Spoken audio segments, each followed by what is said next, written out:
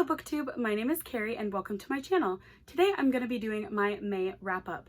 So to start off this wrap-up, I'm going to go over my statistics for the month of May. So in May, I read 9 books. 1 was adult fantasy, 2 were YA fantasy, 1 was a YA speculative fiction, 1 was a YA historical fiction, 2 were adult graphic novels, both of which were fantasy, and 2 were YA graphic novels, one of which was romance, and the other which was sci-fi. Now, all of the books that I read in May were in physical format. 7 of those books were library copies, and 3 of those I ended up buying a physical copy of for my shelves. And my average rating for the month was 3.8 stars. So now on to the books that I actually read, and I'm just going to go over them in the order that I read them. So the first book that I finished in May was The Burning God by R.F. Kuang. I actually read the majority of this in April because I was trying to read both the Dragon Republic and The Burning God in April for Erica from the Broken Spines live show discussion, but I didn't finish in time, so I ended up finishing this one in the first few days of May. I am so glad to finally be done with the Poppy War trilogy. This was the last book in the trilogy by R.F. Kuang, and I have a lot of love for this trilogy, but I do recognize that in The Burning God, there were a lot of issues. I think that as a conclusion, it doesn't really work for me. This book felt like it was too long, but also too short, too fast, but also too slow in other parts. And I really felt like this book suffered because we're getting a lot of revelations in this installment, but they're so ambiguous at times that I don't really understand what the purpose of revealing this information was. And also there are these big moments that we've been building up, not only throughout this book, but also through the entire series to get to. They just were wrapped up so conveniently. I don't really understand if this was like a publishing issue where she was told she was only getting 1 more book, had to put everything in this, or if it was that this was just what she wanted to do, because I feel like this book could have easily been 2 books and it would have been much better off for that. You know, I'm a bit bummed that this was the ending to this series, but I still have a lot of love for this series. I still think R.F. Kuang is a very talented writer, and I am looking forward to her new book, which is coming out this fall. But for me, this just didn't really work as a conclusion. So I ended up rating this one a 3 out of 5 stars. Next, I read The Girl Who Fell Beneath the Sea by Axie. This is a retelling of a Korean folk story about a girl who sacrifices herself to be a sea god's bride. In this story, the girl who does that, her name is Mina, and she sacrifices herself because this woman her brother is in love with is supposed to be the sacrifice, and her brother is going to sacrifice himself instead of give the girl up. And she decides that she is going to take fate in her own hands and she's going to become the bride. And when she arrives to meet the sea god, she finds that something is going on and there's a reason that he hasn't been helping her people. And I actually picked this one up as a buddy read. One of my friends from Bookstagram, she organized buddy reads for books that she had read and loved, and there was a girl, Felicity, who she and I both wanted to read this book, and so we were paired up. We thought we were going to need much longer to read this book, but ended up flying through it. It is a very fast-paced story. It was so much fun discussing this with her. I really enjoyed this story. I think it gives very big Spirited Away vibes, which I know Spirited Away is a Japanese animated film, but what I mean by that comparison is that there is that same magic and incredible world building where we see, you know, these descriptions of lush foods and these gods and creatures that are, you know, living among these people. There's such a beautiful description of this realm, and it really felt like I could visualize what was going on here. Also, I think that the characters were very well developed. I really liked our main character, Mina. I felt like she was authentically a teenager. She had a bit of immaturity to her, but she wasn't overly annoying. She was still very sure of herself, and it felt very realistic of what you would expect from someone who was around her age range, which was, I believe, 16 or 17. My only real criticism of this book was that I felt like the reader was intentionally left in the dark for way too long.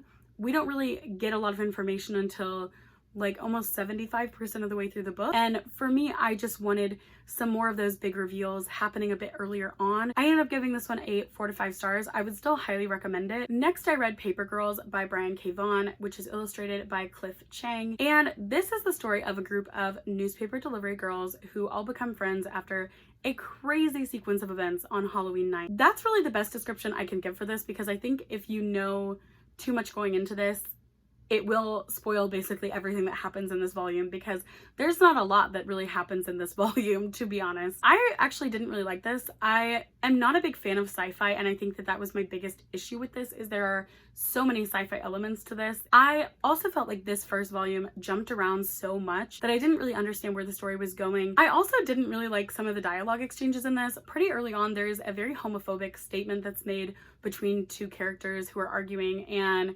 another character kind of calls it out, but it's very much like shrugged off. And then later there are some like anti-Semitic comments that are made that are also called out by another character, but then it's kind of shrugged off and more comments are made later. So I didn't really understand why there was like someone calling out the behavior, but then it wasn't being corrected in the story. I felt like that was very weird to include that in here. I also had issues with, there's like this fictional language that is being spoken in the story, and there's no translations for those characters. So there are these moments where there's like a ton of stuff going on and like a really suspenseful moment, and it's these characters talking in another language that the reader gets no information about what they're saying. There were just a lot of elements that I think didn't work for me, and I won't be continuing on with this series after this first one. I ended up giving it a 2 out of 5 stars. Next, I read Pet by Awkaeke Emezi, and this is a speculative fiction that is about a almost like utopian world where these monsters no longer exist. Now, monsters is kind of an ambiguous term. It's very much left up to the reader to interpret this however they will. Those people no longer are like a part of this world. It's also a bit ambiguous about what happened with them as well. And so there is this utopian society called Lucille where monsters don't exist anymore. And our main character, Jam, she was raised in this world. She's been told her whole life that monsters no longer exist. Well, then one day a creature emerges from her mother's artwork and tells Jam and her family that there is a monster hiding out in her world, and he has been sent to find the monster and punish them. So Jam ends up teaming up with her best friend named Redemption, and they, along with the creature who prefers to be called Pet, all try to figure out how to catch this monster. And this was a really interesting book. I have never read a book like this before. I don't think I've really read a lot of speculative fiction besides like what I would refer to more as like classics.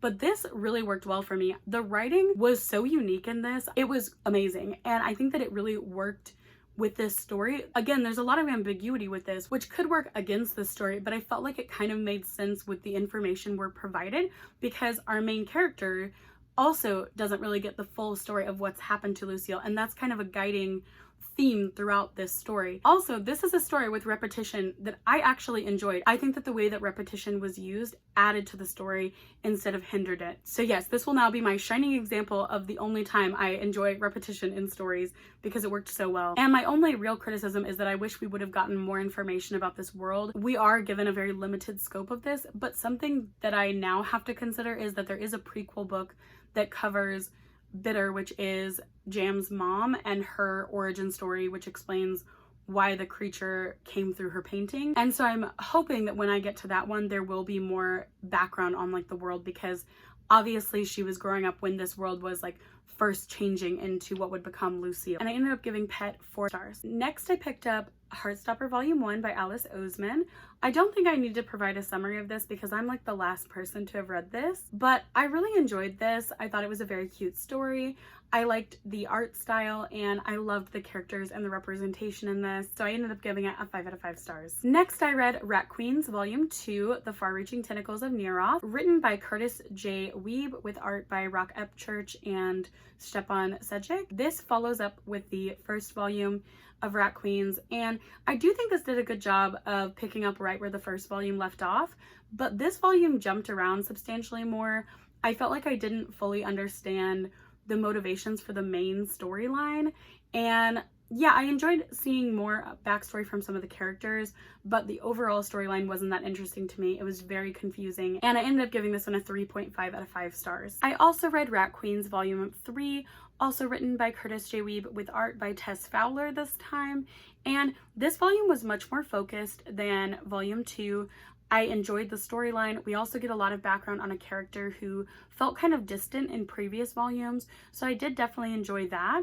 I think that this main plot line was a little drawn out, but I still really enjoyed the story as a whole. and I ended up giving this one a 4.5 out of 5 stars. Next, I read This Rebel Heart by Katherine Locke, which is a YA historical fiction with elements of magical realism.